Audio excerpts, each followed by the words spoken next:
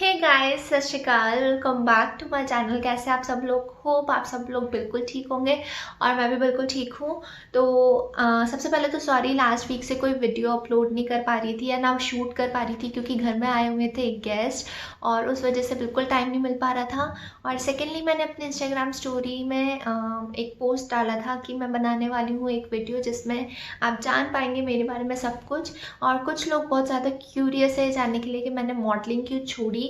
और 2 साल से मैं कोई भी सोशल मीडिया प्लेटफॉर्म पे भी नहीं थी, क्यों? और किसी को तो पता भी नहीं होगा कि मैं मॉडलिंग करती थी या जो भी चीज़ है सब आप जान पाओगे इस वीडियो में आगे। तो चलो बिना किसी डिले किए वीडियो स्टार्ट करते हैं।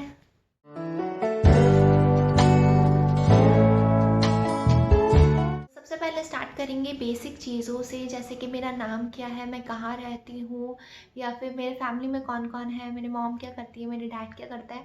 क्योंकि बहुत सारे जो मेरे न्यू सब्सक्राइबर्स हैं उनको तो मेरा नाम भी नहीं पता होगा, वो मुझे शिमरी डायरीज़ से जानते हैं। और हाँ, इस बारे में भी बात करेंगे कि शिमरी डायरीज़ नाम कैसे पड़ा और शिमरी डायरीज़ क्यों है मेरे इंस्टाग्राम का यूज़र नेम भी और यूट्यूब का यूज़र नेम भी। तो इसलिए बेसिक से स्टार्ट करते हैं ताकि एक पूरी स्टोरी बिल्डअप हो और अच्छे से सबको समझ आ पाए। तो hey everyone, my name is Simran Kaur और मेरा ऐसा कोई शॉर्ट नेम नहीं है। मेरे फ्रेंड्स ज़रूर मुझे कभी कभी सिमी सिमी बुला लेते हैं, लेकिन घर पे मुझे सब लोग सिमरन ही बुलाते हैं। और सिमरन नाम मेरा क्यों रखा गया, क्योंकि जो मेरा बर्थ हुआ था वो हुआ था नवंबर 1995 में और अक्टूबर 1995 में मूवी रिलीज़ हुई थी DDLJ। इस वजह से मेरे घर वालों ने मेरा नाम सिमरन रख दिया था। तो नाम सिमरन रखने के पीछे ये स्टोरी है। और कुछ लोग पूछते हैं कि सिमरन नाम का मीनिंग क्या है, तो सिमरन नाम का मीनिंग है याद करना। और मैं रहती हूँ इंडिया में। इंडिया इसलिए बोल रही हूँ क्योंकि मेरी एक सब्सक्राइबर है, वो है US के, तो वो मुझसे पूछ रहे थे कि आप कौन सी कंट्री बिलोंग करते हैं। तो मैं रहती हूँ इंडिया में। इंडिया में भी राजस्थान, राजस्थान में भी सवाई माधोपुर। सवाई माधोपुर बहुत सारे लोगों ने नहीं सुना होगा, लेकिन आई एम श्योर आपने सुना होगा। रणथंभौर नेशनल पार्क, तो वो जो नेशनल पार्क है वो माधोपुर के अंदर ही आता है। तो नेक्स्ट बात कर लेते हैं हमारी फैमिली के बारे में। तो हमारी फैमिली में है मॉम, डैड और हम 3 भाई बहन। तो सबसे एल्डर मेरी सिस्टर है एक, जिनकी शादी हो चुकी है दिल्ली में और उनके 2 छोटे छोटे बच्चे हैं। एक का नाम है हर्षीन, जिसके बारे में बहुत ज़्यादा बात करूँगी, या फिर जिसको आपने मेरे इंस्टाग्राम पे बहुत बार देखा होगा। वो मेरी नीस है। और एक नेफ्यू है, उसका नाम है विराज। और मैं हूँ सेकंड नंबर की और थर्ड नंबर का है मेरा छोटा भाई, वो है ऋतिक या पवनीत, मतलब पवनीत उसका नाम है और ऋतिक घर का नाम है। और मॉम डैड, हम बस ये 5 लोग हैं मेरी फैमिली में।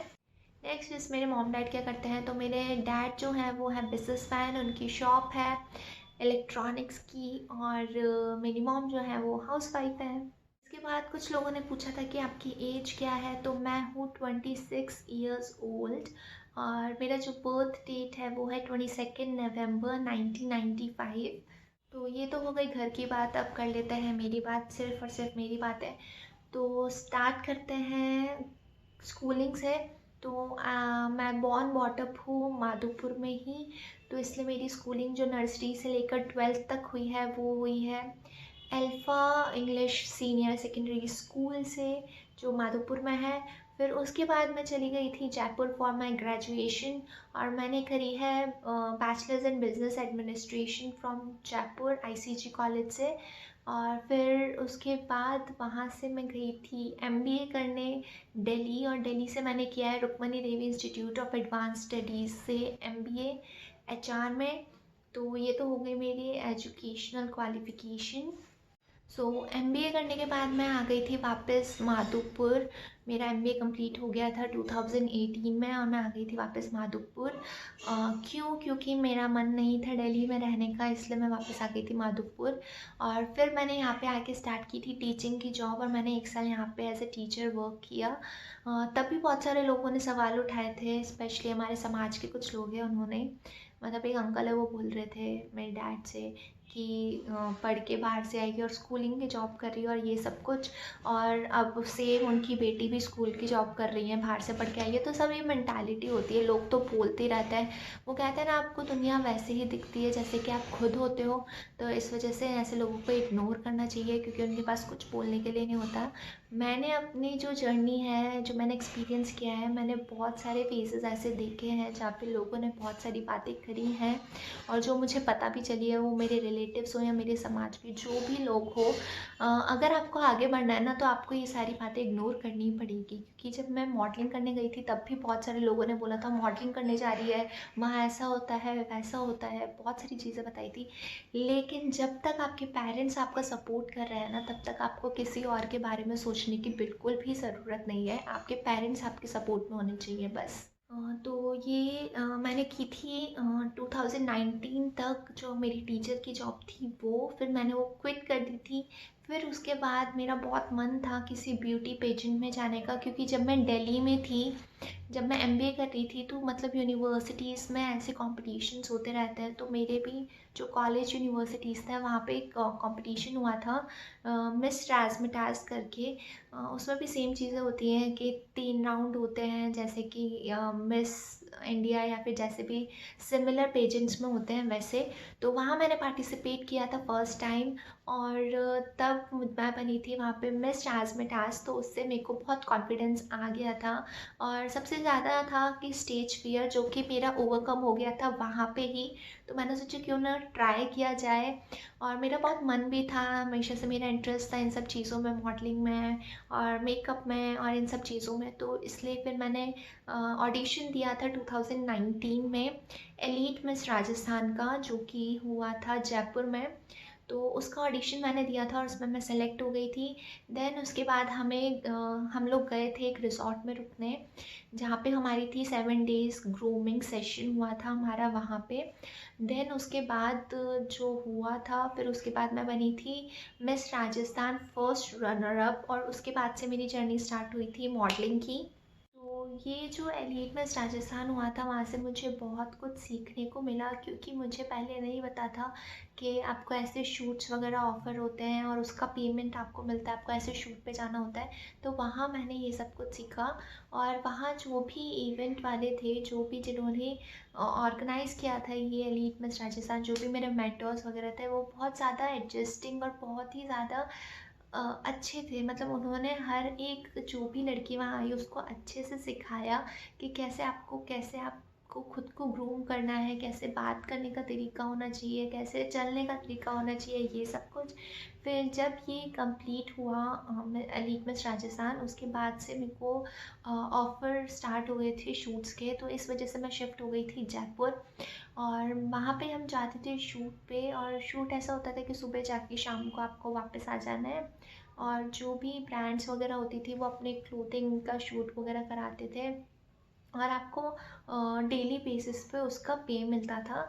तो मैं बहुत अच्छा कर रही थी वहाँ पे, और मैं स्टार्ट कर दी थी शूट्स वगैरह करने। अब बहुत सारे जो मेरे फ्रेंड्स हैं वो पूछ रहे हैं कि मॉडलिंग क्यों छोड़ी, और कि कोई अच्छा प्रोफेशन मिल गया है, या फिर कोई ऐसी बात, मतलब जो रिलेटिव्स होते हैं जिनको बोलना आता है, वो तो यही बोल रहे थे कि कुछ हुआ कि इस वजह से छोड़ के आ गई। तो ऐसा कुछ भी नहीं है। मॉडलिंग जो करना चाहते हैं, बहुत ही सेफ चीज़ है। अगर आप ठीक हैं, तो जब तक आप खुद ठीक हैं, आपको खुद पे है कि हाँ मेरे को कोई भी ऐसा कुछ नहीं करना है, तब तक आपके साथ कुछ गलत नहीं हो सकता। ट्रस्ट मी, आपको सिर्फ खुद पे बिलीव होना चाहिए। और फिर मैंने जब मॉडलिंग स्टार्ट की, वहाँ मैंने करी 7 to 8 मंथ्स। फिर मैं आ गई थी वापस माधोपुर, क्योंकि मैं नहीं थी सेटिस्फाई मॉडलिंग करियर से। मेरे लिए सबसे इम्पॉर्टेंट चीज़ होती है सेल्फ सेटिस्फैक्शन। अगर मुझे किसी चीज़ में मैं ऐसी हो रही हूँ ना कि नहीं, मुझे नहीं समझ आ रहा, मुझे इस चीज़ से सेटिस्फैक्शन नहीं मिल रहा जो मैं कर रही हूँ, तो वो मैं चाहे से कितना भी अपने आप को प्रेशराइज़ कर लूँ, वो मुझसे होता ही नहीं है।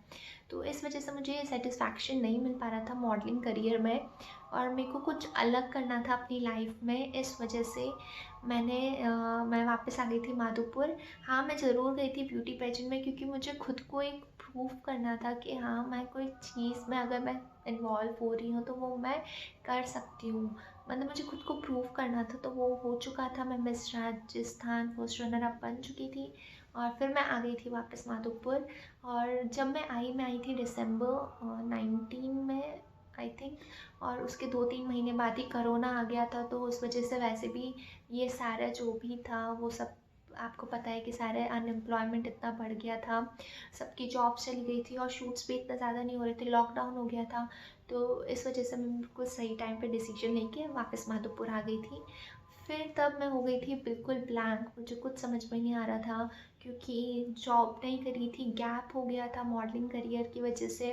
तो प्राइवेट जॉब में जाने का सवाल ही नहीं उठ रहा था। और क्योंकि अब तो जॉब्स ही नहीं थी, लॉकडाउन हो गया था, तो इस वजह से घर पे बैठने का भी कोई वो नहीं हो रहा था। तो तब मैंने डिसाइड किया कि मेरे को करनी है गवर्नमेंट जॉब की तैयारी, गवर्नमेंट बैंक में मुझे करना है अपना जो भी करियर मैंने सोचा। तो मैंने सोचा गवर्नमेंट जॉब की तैयारी करते हैं। तब मैंने स्टार्ट की थी गवर्नमेंट जॉब की तैयारी करना। तो मैंने स्टार्ट करी थी गवर्नमेंट जॉब की तैयारी इन 2020, वो भी मतलब लॉकडाउन के बाद मेरे को मैंने स्टार्ट की थी, क्योंकि मैं बहुत कंफ्यूज हो रही थी कि मुझे जाना किस में है, मुझे बैंक की तैयारी करनी है या फिर मुझे एसएससी में जाना है या फिर कोई अलग जॉब ढूंढनी है ऐसा करके। तो फिर मैंने डिसाइड किया, क्योंकि मेरा बैकग्राउंड था ही नहीं इन सब चीज़ों का। मैं आई थी एडमिनिस्ट्रेशन बैकग्राउंड से और ये सब मैथ्स एंड ऑल ये सब चीज़ें नहीं थी। तो इस वजह से मुझे डिसाइड करने में बहुत टाइम लग गया। Then I decided to go for bank और फिर मैंने स्टार्ट किया बैंक के एग्ज़ाम देना। तो बहुत सारे लोग बोल रहे थे कि मॉडलिंग छोड़ दी, कोई अच्छा करियर मिल गया होगा। तो नहीं, I am still struggling for my career. तो ऐसा मुझे कोई डीमोटिवेशन नहीं होता है कि मैं डीमोटिवेट ईज़िली नहीं होती हूँ सोच के कि लोगों की जॉब लग गई है, मेरे जो साथ के लोग थे, या फिर मेरी अभी तक जॉब नहीं लगी। See everyone have other story, सबको अपनी अपनी स्टोरी होती है, सबके अपने अपने स्ट्रगल होते हैं। जो मैंने अपनी लाइफ में अचीव किया मे भी उन्होंने नहीं किया, जो उन्होंने अचीव किया वो मैंने अभी तक नहीं किया। तो ऐसा कुछ नहीं होता है, आपको खुद को मोटिवेट करके रखना चाहिए। सबकी स्टोरीज़ अलग होती है, सबके प्रॉब्लम्स अलग होती है, सबका मेंटल स्टेट्स अलग होता है। तो I am still struggling for my career. और फिर साथ में मैंने स्टार्ट कर दिया है ये यूट्यूब, ताकि मैं अपने फीलिंग्स और अपनी चीज़ें सब आपसे शेयर कर सकूं, क्योंकि आप मेरे फैमिली की तरह हैं। और मेरी तरह आई एम श्योर मेरी तरह बहुत सारे लोग होंगे जो अभी भी स्ट्रगल कर रहे होंगे। और मतलब मैंने एक चीज़ पढ़ी थी, बुद्धिज़्म का कुछ रिलेटेड मैंने पढ़ा था कि कुछ लोग को जल्दी सक्सेस मिल जाती है लेकिन बाद में जाके उनको प्रॉब्लम्स आती हैं, और कुछ लोगों को बाद में सक्सेस मिलती है लेकिन फिर उनकी लाइफ ईजी हो जाती है। तो कभी भी गिव अप मत कीजिए। अगर आप किसी चीज़ के अंदर हैं और आपको इतना, आपके अंदर इतनी एबिलिटी है, आपको इतना कॉन्फिडेंस है कि आप कर सकते हैं वो चीज़, तो आप प्लीज़ लोगों की बातें सुन के क्विट मत कीजिए। और गवर्नमेंट जॉब में तो ऐसा होता है, इतना कंपटीशन और वैकेंसीज इतनी कम हो गई हैं, तो आपको थोड़ा टाइम लगता है इन सब चीज़ों में। तो आप गिव अप मत करो। आपके जो रिलेटिव्स हैं, फ्रेंड्स हैं, वो बोलेंगे। और जो रिलेटिव्स हैं वो ज़्यादा बोलते हैं, जो बड़े लोग होते हैं, क्योंकि उनको इतनी समझ है ही नहीं कि आप कर क्या रहे हैं, आप किस स्पेस से गुजर रहे हैं, आप कितना कंपटीशन फेस कर रहे हैं। उनको बस बोलना होता है। और जब आपकी जॉब लग जाएगी ना, तो ट्रस्ट मी, कोई भी आपको आके ये नहीं बोलने वाला कि आपने ये किया वो किया। जो आप अचीव करना चाहते हो, अगर आप वो अचीव कर लोगे ना, तो सब लोग आपको अप्रिशिएट ही करने वाले हैं। और कुछ लोग उसमें भी होंगे जो आपको बोलेंगे कि ये अच्छा नहीं हो रहा है, ये अच्छा नहीं हो रहा है, इनको वो भी चीज़ें पसंद नहीं आएंगी।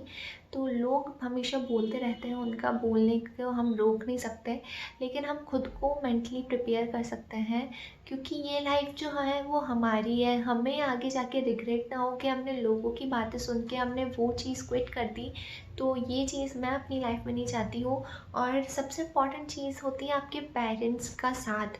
तो अगर आपके पेरेंट्स आपका साथ दे रहे हैं, जैसे मेरे पेरेंट्स हैं, उनने मुझ पे ट्रस्ट किया हुआ है कि हाँ, इसमें एबिलिटी है, ये हार्ड वर्क करती है और ये कर रही है मेहनत उस चीज़ के लिए जो ये चाहती है। तो वो हमेशा से मुझे सपोर्ट करते हुए आ रहे हैं। उन आई एम श्योर बहुत सारे लोगों ने उन्हें बोला होगा कि ये घर पे बैठी है, कोरोना जब से हुआ है उसके बाद से कुछ कर नहीं रही है। तो उनको ये नहीं पता कि मैं पीछे से कितना हार्ड वर्क कर रही हूँ, मैं कितना स्ट्रगल कर रही हूँ कि मुझे वो चीज़ मिल जाए जो मैं चाहती हूँ। तो इसलिए कभी भी ना लोगों की बातें नहीं सुननी चाहिए, हमेशा मोटिवेट होके रहें। आपको मोटिवेट करने कोई नहीं आएगा, सब लोग आपकी खामियां ही निकालने वाले हैं, आपको खुद को मोटिवेट करना पड़ेगा। और हमेशा पॉजिटिव रहो, और जितना हो सकता है अपने जो मेंटल स्टेट है ना आपकी, वो बहुत ज़्यादा अफेक्ट करती है आपकी किसी भी चीज़ में। अगर आप मेंटली पीसफुली हैं, ज़्यादा स्ट्रेस नहीं लेंगे, तो आपके लिए चीज़ें बहुत आसान हो जाएंगी। होप आपको सारी चीज़ों का आंसर मिल गए होंगे, मेरे बारे में आपने जान लिया होगा कि क्या क्या था, क्या क्या नहीं। और अगर भी आपको अभी कुछ डाउट होते हैं मेरे बारे में, आप कुछ पूछना चाहते हो मुझसे, तो आप कमेंट बॉक्स में कमेंट करके पूछ सकते हैं, मैं उसका रिप्लाई ज़रूर करूँगी। तो आज के लिए बस इतना ही। अगर आपको वीडियो अच्छा लगा हो तो please like, share and comment and subscribe to my channel. Thank you so very much. I love you all. Bye bye.